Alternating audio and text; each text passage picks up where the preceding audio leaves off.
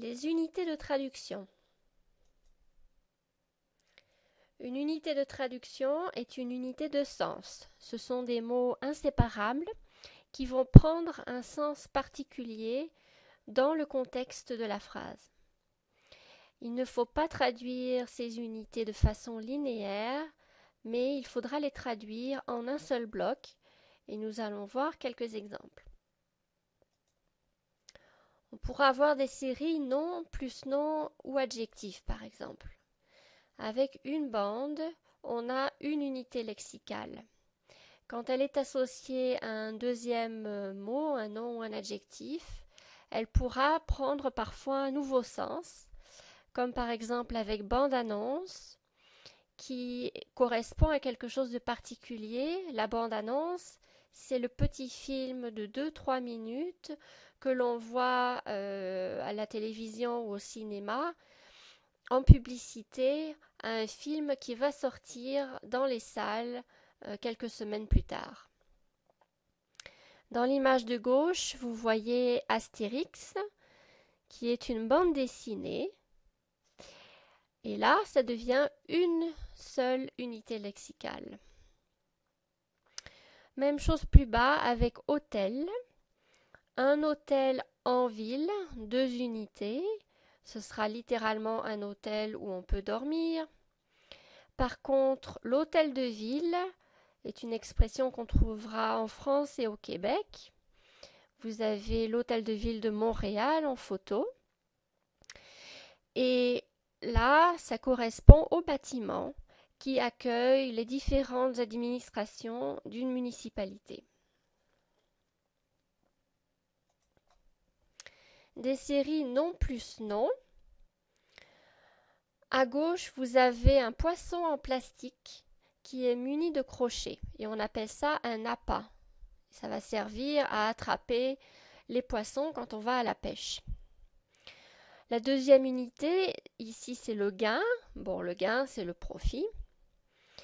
Par contre, l'appât du gain, comme une seule unité lexicale, prend un sens nouveau et correspond à la tentation excessive et obsessionnelle par rapport à l'argent. Et vous voyez que quand on fait l'association des deux premières images, on arrive à faire la déduction de sens un petit peu.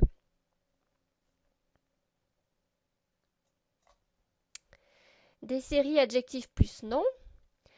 Un petit four pourra être deux mots indépendants, donc littéralement un four de petite taille. Par contre, des petits fours, là ce sont les pâtisseries, les petites pâtisseries que l'on déguste. Même chose avec grand et écart. Généralement, on parlera d'un grand écart, par exemple, de salaire entre différentes personnes,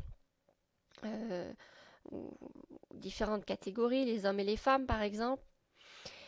Sur l'image ensuite, vous avez un nouveau sens, le grand écart comme une seule unité lexicale.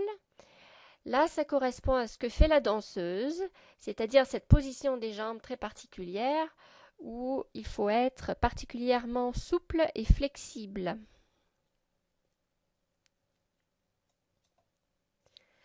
Alors sur l'image à gauche, on a une photo de l'ancêtre du tennis. Et ça s'appelait le jeu de paume parce que ça se jouait avec la paume de la main, donc sans instrument. Et on pourrait imaginer une phrase qui dit que le jeu de paume est un vieux jeu, donc un jeu ancien. Et là, c'est le sens propre. En revanche, dans la phrase qui suit, quand ça devient une seule unité lexicale, ça prendra un sens figuré. Ah, ce que tu es vieux jeu avec tes idées sur le mariage. Là, c'est un commentaire sur une personne et c'est un sens figuré, métaphorique, par analogie au premier sens.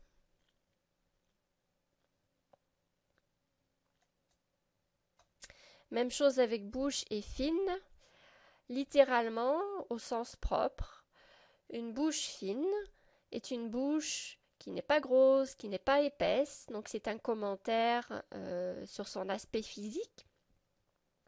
Par contre, si on dit à quelqu'un arrête de faire la fine bouche, là ça prend un nouveau sens très particulier. C'est le sens figuré. Une personne qui fait la fine bouche, c'est une personne qui est difficile. Le plus souvent, on dira ça pour la nourriture, donc quelqu'un qui n'aime pas manger ce qu'on lui présente. Mais ça peut s'employer également dans d'autres contextes.